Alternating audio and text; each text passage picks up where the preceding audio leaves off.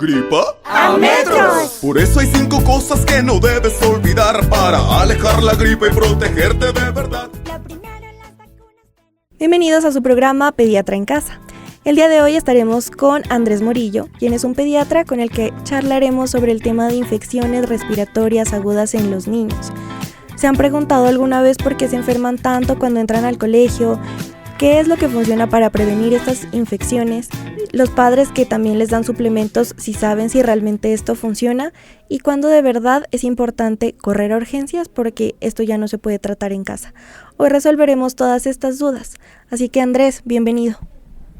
Hola, ¿cómo estás, Alejandra? Sí, la idea de discutir este tema es principalmente porque los papás, al momento de empezar el colegio o el jardín, sí, les generan muchas dudas con respecto a que los niños entran pues a estas instituciones y empiezan a enfermarse con mucha frecuencia, ¿cierto? Y esto incomoda mucho a los padres porque no saben qué hacer, si realmente es un problema de salud de sus hijos. Bueno, cuéntanos inicialmente por qué los niños se enferman cuando entran al colegio. Bueno, yo no tengo hijos, pero sí he escuchado que esa primera semana es crucial y empieza como una ola que se devuelve. Entonces empieza uno, luego va otro y cuando termina el último se le devuelve al primero. ¿Por qué sucede tanto en los jardines sobre todo y en los colegios? Realmente es un factor muy importante el hecho de que los niños en el momento en que empiezan, cuando llegan a estas instituciones, empiezan a enfermarse con mucha frecuencia, presentan varios episodios respiratorios durante el año, ¿sí? Uno incluso puede ver que los niños sanos pueden presentar de 6 a 10 episodios de infecciones respiratorias, y sobre todo en los niños que son más pequeños, los menores de 5 años sobre todo son los que más vamos a encontrar que se van a enfermar, y esto ocurre por diferentes factores, ¿sí? O sea, uno de ellos es que su sistema inmunológico está madurando, parte de eso también significa el hecho de que los niños tengan un contacto estrecho, y pues en los niños uno ve que no hay medidas de higiene que uno pues normalmente exige. O sea, los niños se meten las cosas a la boca, tocan cosas en el piso y se dan la mano. Bueno, en el mismo juego, como vamos a encontrar pues en estas instituciones, el riesgo de pasarse tanto los virus, las bacterias entre ellos es mucho más fácil que en niños más grandes que de pronto uno ve tienen un poquito más de conciencia respecto a la higiene. Y eso no significa pues que vayan a tener defensas bajas en los niños, porque como les digo, las infecciones son usuales en los niños. ¿Cómo se transmiten estas infecciones respiratorias agudas? Tú nos hablas de que los niños son más propensos justamente, por ejemplo, a meterse juguetes a la boca, juegan, no están acostumbrados a lavarse las manos constantemente. ¿Cómo pasa esto? En realidad, la transmisión de estos virus es muy fácil, ¿no? Incluso pues obviamente en los niños es mucho más fácil la transmisión porque esto se va a pasar tanto por gotas respiratorias, ¿cierto? Cuando los niños tosen, cuando estornudan, y pues uno ve a los niños que no se tapan la boca, cuando tocan cosas que están contaminadas y tocan a los otros niños, pues es otra forma de transmitir este tipo de microorganismos, y sobre todo pues cuando tocan esas superficies que están contaminadas. Y pues como vemos, son virus que encontramos muy frecuentemente que causan estas infecciones, como es el rinovirus, la influenza, el virus sincitial, el adenovirus, sí, que son virus muy frecuentes que causan infecciones respiratorias, y por ende uno lo que hace es prevenir o al menos evitar que sean infecciones o que causen síntomas muy graves. ¿Realmente ese lavado de manos sí funciona? Y si es así, ¿cómo debería hacerse? También me parece importante cómo enseñarle a los niños para que lo hagan constantemente, para que lo tomen como un hábito, pues porque la verdad los niños solo piensan en jugar, más que en cuidarse o en protegerse de ciertas cosas pues que están en el ambiente o en su entorno. Sí, realmente uno cree que el lavado de manos es algo muy simple, pero es algo súper importante y muy fuerte para prevenir la transmisión de infecciones, porque esto previene hasta el 30% de las infecciones respiratorias. ¿Cómo hacer para que los niños vayan cogiendo este hábito? Principalmente en la casa, los papás deben inculcar este hábito en todo momento, sobre todo antes de consumir los alimentos, después de haber tomado cosas del suelo o haber tenido contacto con tierra, ¿cierto? Cosas contaminadas, o por ejemplo antes de comer, después de salir del baño, y son cosas que uno lo puede ir enseñando en la casa, y en el colegio, en la escuela, en el jardín, pues es una tarea también que la deben ir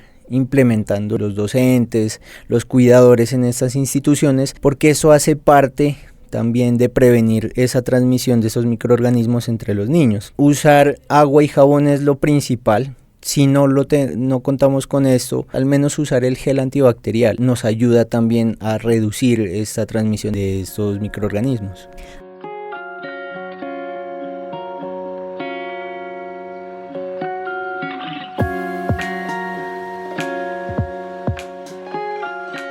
Aquí me nace la duda y es qué tipo de infecciones respiratorias hay y si se parecen entre ellas. Porque te lo pregunto, nos nombrabas nombres de los virus, pero ¿esto qué causa? ¿Causa una gripa, un resfriado, una tos? ¿Todo se trata de la misma forma?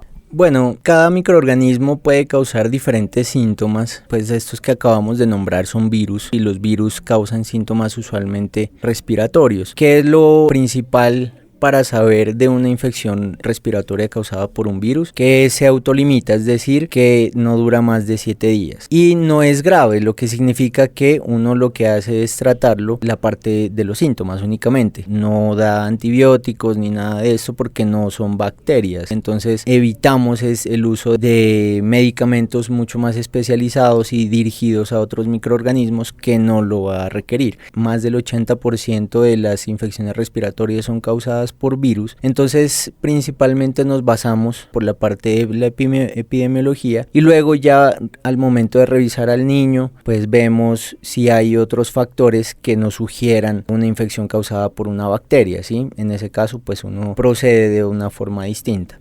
Pasemos a un tema que puede ser un poco controversial para algunos padres y es el tema de la vacunación. Entiendo que hay una vacuna justamente para la influenza y que se tiene que poner anualmente. ¿Esto cómo se trata? Si es verdad que realmente sí funcione y justamente para nuestros niños aún más. Respecto a la vacunación hay que tener en cuenta que no es una sustancia milagrosa. Al momento de vacunar al niño no vamos a volverlo inmune a los diferentes microorganismos y por ende no le va a dar ningún tipo de infección. Eso realmente no es cierto. Sin embargo, cuando vacunamos a los niños lo que hacemos es reducir el riesgo de hospitalizaciones o el riesgo de complicaciones y reducimos también ese ausentismo escolar que a veces lo vemos causado por aumento en la frecuencia de las infecciones respiratorias, ¿sí? Entonces lo ideal es vacunar, y eso con respecto a la influenza, ¿no? Y hay otras vacunas como el neumococo que lo que ayudamos es a prevenir también esa infección causada por una bacteria y eso significa también puede reducir este tipo de cosas que habíamos dicho inicialmente y sobre todo pues en niños que pueden ser más vulnerables, sobre todo pues evitar también esas complicaciones y el riesgo de mortalidad pues en los niños.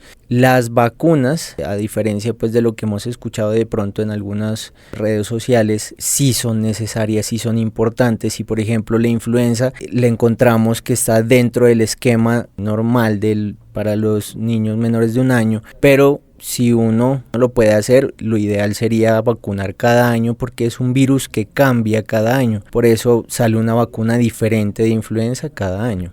Aquí algo que sí me parece súper interesante y es la calidad de sueño. Si los niños que duermen menos de lo necesario tienden a tener menos defensas y eso los enferma más. Mira que uno dice que es algo muy simple lo del sueño, pero es supremamente importante porque el sueño se relaciona con liberación de ciertas hormonas como la hormona de crecimiento, modula la parte del sistema inmune de los niños, permite una mejor maduración por el mismo descanso y el hecho de que ellos duerman el tiempo suficiente también se relaciona con una disminución en los niveles de cortisol. El cortisol pues es una hormona que se libera con el estrés.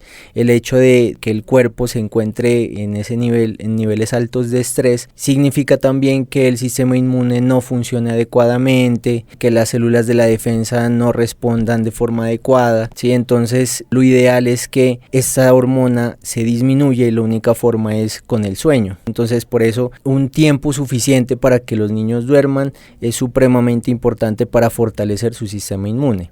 Bueno, este tema sí me pareció curioso y ya que estamos hablando de hábitos y estilos de vida saludables que incluso se deben fomentar desde los pequeños, porque ya escucharon que el sueño es supremamente importante y la calidad y el dormir bien está dentro de ello, este tema de la alimentación. Si las frutas y las verduras, por ejemplo, le dan más defensas, ¿qué evitar en los niños? Y aquí me parece importante esto, sobre todo en las loncheras, ¿no?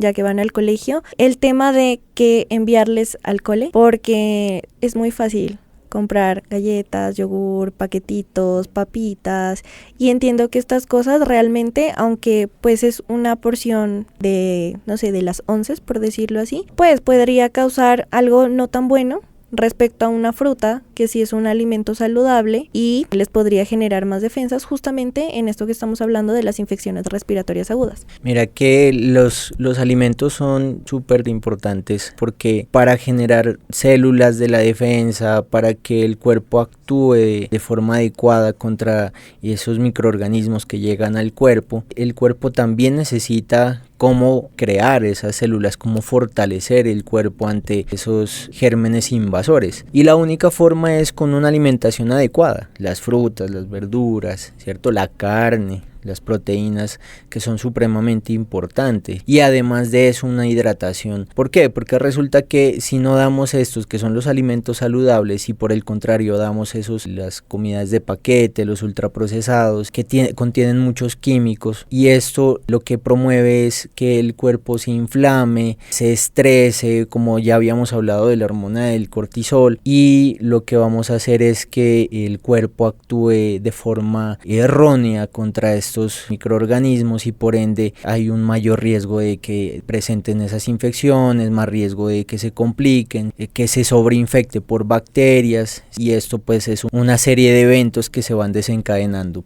¿Qué sucede con el tema de la ventilación? Porque uno tiende a pensar que realmente no hay que abrir ventanas, que no hay que ventilar los espacios justamente para evitar que este viento o esta brisa o el sereno en muchos de los pensamientos paternos pues no le den a los niños porque puede enfermarlos más. Entonces entre más abrigado esté, más arropado el pequeñito, pues mejor porque así no se enferma. Sí, es importante la parte de la ventilación, porque sobre todo en sitios cerrados, ¿sí? Donde hay mucha gente en un mismo espacio, y esto sucede cuando hay clima frío, cuando está lloviendo afuera, que uno lo que quiere es estar en un sitio abrigado, pero esto promueve más la proliferación y el contagio de estos microorganismos entre las diferentes personas que se encuentran en ese mismo espacio. ¿Qué hace un sitio ventilado? Pues permite que haya una corriente de aire que evita también esa posibilidad de pasar esos gérmenes de una persona a otra, sobre todo pues por la parte de las gotas, porque pues si de todas maneras tenemos las manos contaminadas y tocamos a otra persona, pues es una forma de transmitir de estos gérmenes, ¿sí? Hay que tener en cuenta también que el ambiente juega un papel fundamental, por eso sabemos que en épocas muy frías, de lluvia, es mucho más frecuente presentar estas infecciones por estos microorganismos. ¿Por qué? Porque resulta que los virus sobreviven un poco más en un ambiente frío, en un ambiente seco, pero si tomamos las medidas adecuadas pues reducimos esa posibilidad de contagio.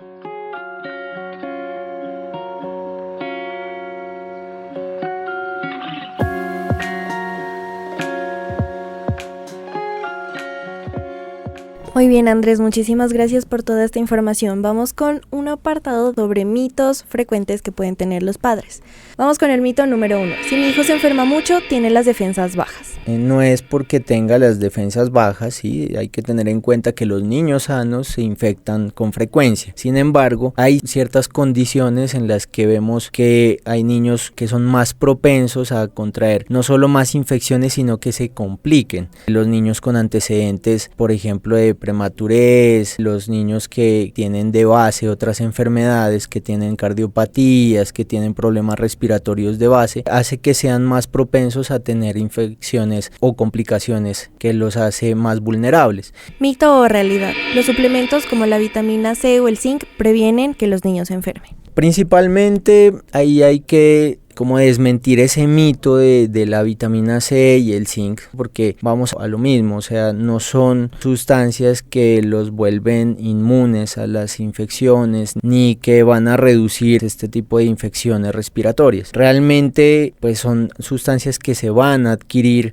a partir de los alimentos mientras reciben una alimentación adecuada. Obviamente son precursores que se requieren para fortalecer el sistema inmunológico, pero pues o sea, a un niño no lo vamos a llenar de vitamina C para que no le dé una gripa, pues eso es completamente incierto. ¿Mito o realidad? Si sale con el cabello mojado, se va a enfermar. Bueno, no, realmente no es por ese lado que haya un mayor riesgo de infección. Sobre todo el frío va a permitir una mayor circulación de los virus, pero no es una causa directa de que vayan a presentar una infección respiratoria por salir con el cabello mojado. ¿Mito o realidad? Hay que iniciar antibiótico apenas empiece esa tos. Eso es muy importante repetirlo. Recordemos pues que el 80% de las infecciones respiratorias no son de causa bacteriana, sino de causa viral. Eso quiere decir que no requiere tratamiento antibiótico. El antibiótico significa tratamiento contra las bacterias. Y si damos antibiótico a un niño que tiene una infección causada por un virus, pues realmente lo que estamos haciendo es más un daño que un bien, principalmente porque lo exponemos a efectos adversos causados por el medicamento, primero. Segundo, matamos la flora normal del cuerpo de ese niño. Y pues también hacemos que sea menos capaz su sistema inmunológico en el momento que tenga un niño o que se vea expuesto a un germen que le cause daño. Unos consejos prácticos y súper rápidos para esos padres antes de que los niños entren al colegio.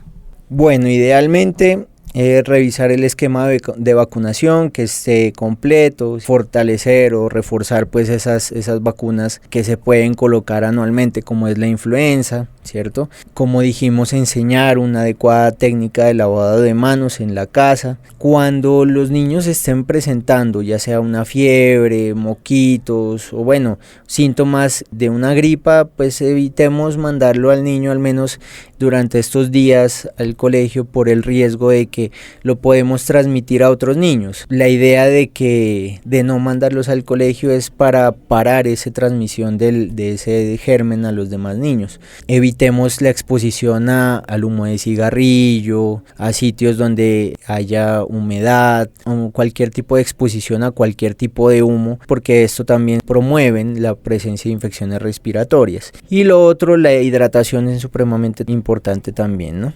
Finalmente hay que tener en cuenta en qué momento vamos a ir a urgencias. No es porque solamente tiene la gripita, pues no.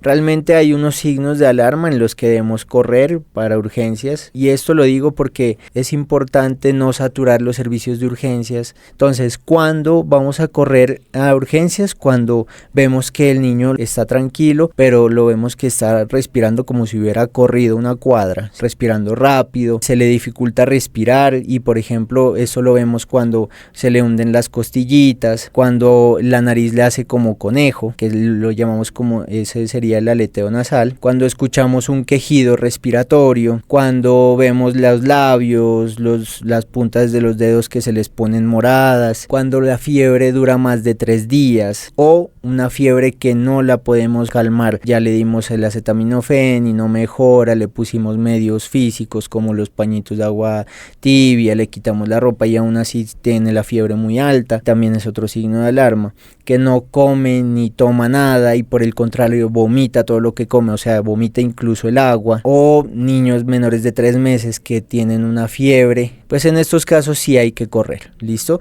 Y hay que correr, llegar lo más pronto posible a urgencias para que tenga una atención médica adecuada. En estos casos sí prefiero que consulten, así no sea nada grave, pero al menos que no se queden con un niño que tenga signos de dificultad respiratoria. Listo, Andrés, muchísimas gracias por toda esta información para prevenir las infecciones respiratorias en los niños. Sobre todo esos consejos para los padres, para que sepan cuándo asistir a urgencias, cuáles son esas señales de alarma y cómo tratar a sus niños tanto en casa como con su médico. A ti muchas gracias y espero que sigan todas las recomendaciones en casa.